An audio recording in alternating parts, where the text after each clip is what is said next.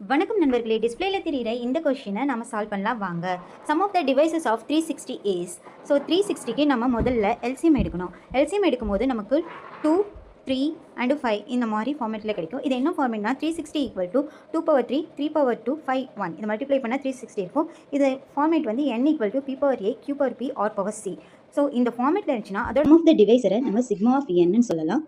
Sigma of n equal to p power a plus 1 minus 1 divided by a minus 1 multiply q power p plus 1 minus 1 divided by b minus 1 multiply r power c plus 1 இதில் வந்து minus 1 பண்ணி கீழே c minus 1 போடணும். So அப்படி போடும்போது நமக்கு என்ன கிடைக்குன்னா நமக்கு p என்ன 2 power 3 plus 1 minus 1 divided by 2 minus 1 multiple q என்னது நமக்கு 3 power b 2 plus 1 இங்கே மைனஸ் 1 வரும். ஸோ 3 மைனஸ் 1 கிடைக்கும்.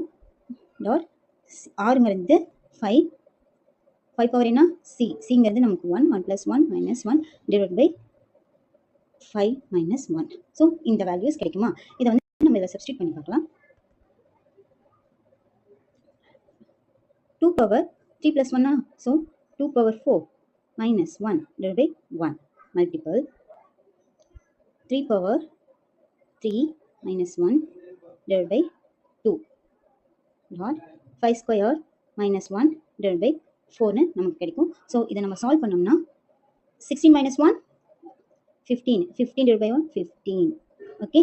27 minus 1 26 divided by 3 13 25 minus 1 okay. இது 25 வரும். minus 1 24 divided by 4 என்ன கிடைக்கும் நமக்கு 6.